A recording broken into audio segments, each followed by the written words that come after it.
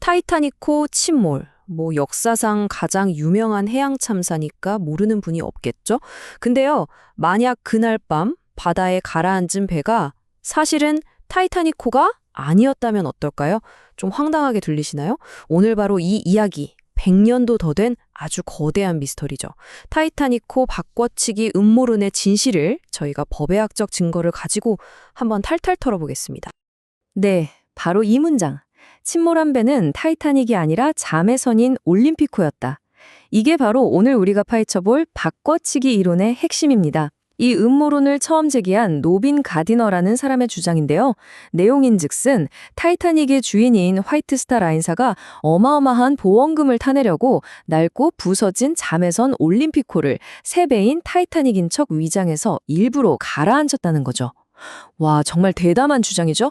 과연 이게 얼마나 말이 되는 소리인지 지금부터 한번 제대로 파고 들어가 보죠. 자, 그럼 이 음모론이 구체적으로 뭘 주장하는지 한번 정리해 볼게요. 크게 보면 세 가지인데요. 첫째, 이건 뭐다? 정교하게 계획된 보험 사기극이다. 둘째, JP 모건 같은 초거물들이 자신의 정적들을 제거하려고 꾸민 음모다. 그리고 마지막으로 사실 근처에 생존자들을 태울 비밀 구조선이 떡하니 대기하고 있었다는 겁니다.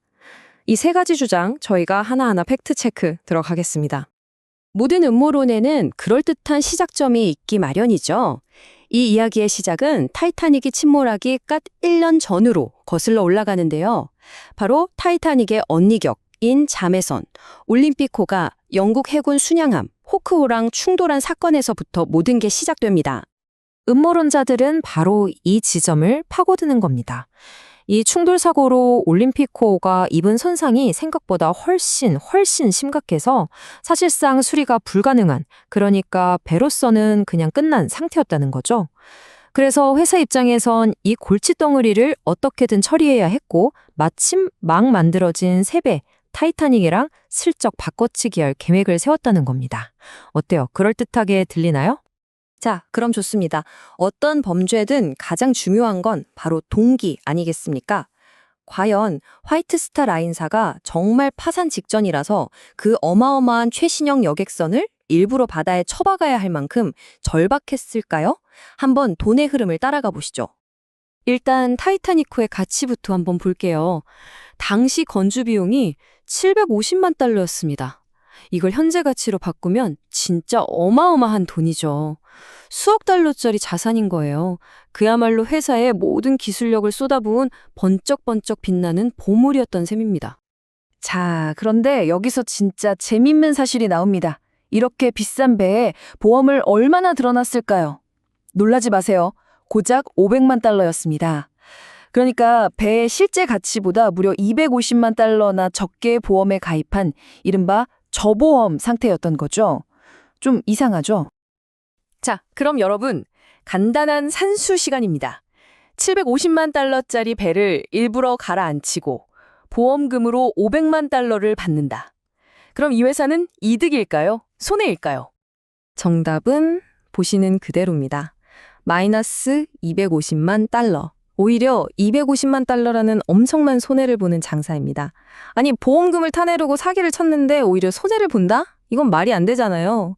올림피코 수리비 좀 아끼자고 수백만 달러를 그냥 날려버린다? 천하의 JP모건이 그런 바보 같은 결정을 했을 리가 없죠. 이걸로 일단 경제적 동기는 끝입니다. 자, 좋습니다. 일단 동기는 없다는 걸로 확인됐고요. 그럼 이제 방법의 문제로 넘어가 볼게요. 설령 동기가 있었다고 쳐도 과연 4만 5천 톤이 넘는 이 거대한 배 두 척을 수천 명이나 되는 조선소 직원들 눈을 완벽하게 속여서 감쪽같이 바꿔치게 하는 게 이게 물리적으로 가능하기는 한 일이었을까요? 두 배가 겉보기엔 거의 똑같은 쌍둥이 같지만 자세히 뜯어보면 결정적인 차이점들이 몇 군데 있습니다. 첫 번째가 바로 여기, A갑판 산책로예요. 먼저 만들어진 올림피코는 보시다시피 갑판 전체가 시원하게 뻥 뚫려 있었는데 막상 운항을 해보니까 파도가 너무 들이친다는 불만이 많았던 거죠. 그래서 동생격인 타이타닉은 설계 막판에 앞부분 절반을 아예 강철 프레임이랑 유리창으로 싹 막아버렸습니다. 이걸 바꾸려면 배 윗부분을 통째로 뜯어내고 다시 용접해야 하는 대공사입니다. 몰래 할 수가 없죠. 그리고 더 결정적인 차이가 바로 비갑판에 있습니다. 올림피코는 비갑판에도 산책로가 있었는데 여기가 생각보다 인기가 없어서 돈이 안 됐던 거예요. 그래서 타이타닉을 만들 때는 에이, 이 공간 그냥 없애버리고 돈 되는 걸로 바꾸자 해서 그 자리에 초호화 객실이랑 레스토랑을 만들었습니다. 바로 백만장자 스위트룸이죠. 당연히 창문 모양이나 개수도 완전히 달라졌고요. 이걸 바꾸는 건 그냥 배를 새로 짓는 거랑 똑같은 수준의 일입니다. 자, 이 표를 보시면 한눈에 정리가 되죠. A갑판, B갑판 구조도 다르고 심지어 C갑판 창문 개수, 배의 전체 무게를 나타내는 총 톤수까지 다릅니다. 그러니까 타이타닉은 그냥 올림픽호 복사 붙여넣기 한 배가 아니라 언니의 단점을 보완해서 만든 일종의 개선판 또는 업그레이드 모델이었던 셈이죠. 이런 근본적인 차이들을 사람들 눈을 피해서 짧은 시간 안에 뚝딱 바꾼다? 이건 그냥 불가능하다고 보는 게 맞습니다. 그리고 1985년 드디어 결정적인 순간이 찾아옵니다.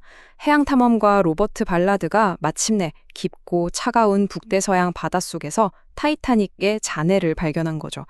이때부터 이 모든 논쟁은 그냥 썰의 영역이 아니라 과학적 검증의 영역으로 들어오게 됩니다.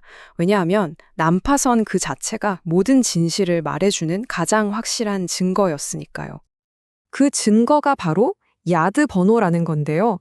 이게 뭐냐면 조선소에서 배를 만들 때 부여하는 고유 번호예요. 우리 자동차에 차대 번호 있는 거랑 똑같다고 보시면 됩니다.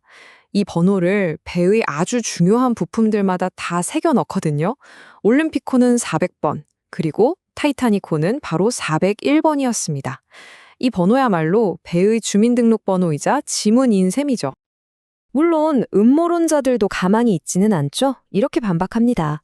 아니, 배 전체를 바꾼 게 아니라 그냥 올림픽호 수리하면서 타이타닉 이름표나 프로펠러 같은 눈에 띄는 부품 몇 개만 바꿔 단 거겠지? 라고요. 과연 그럴까요? 자, 이제 결정적인 증거, 스모킹 건을 보여드릴 시간입니다. 수십 년 동안 깊은 바닷속에 잠자고 있던 바로 그 배의 프로펠러, 탐사팀이 찍은 고화질 사진에 이 모든 음모론의 마침표를 찍을 결정적인 단서가 포착됐습니다. 바로 숫자 401 보이시죠? 침몰한 배의 프로펠러에 선명하게 새겨진 타이타닉의 고유 번호 401입니다. 이걸로 게임 끝이죠. 이 배는 절대로 올림픽호일 수가 없다는 가장 명백한 증거입니다. 근데 이게 끝이 아닙니다. 이 401이라는 숫자가 프로펠러에서만 발견된 게 아니거든요. 두동강난 선체 안쪽, 엔진실 부품들에서도 나왔고요. 바다 밑에 흩어져 있던 나무 판때기 뒷면, 심지어는 배 안에서 굴러다니던 렌치 같은 작은 공구에서도 똑같이 401이 발견됐습니다.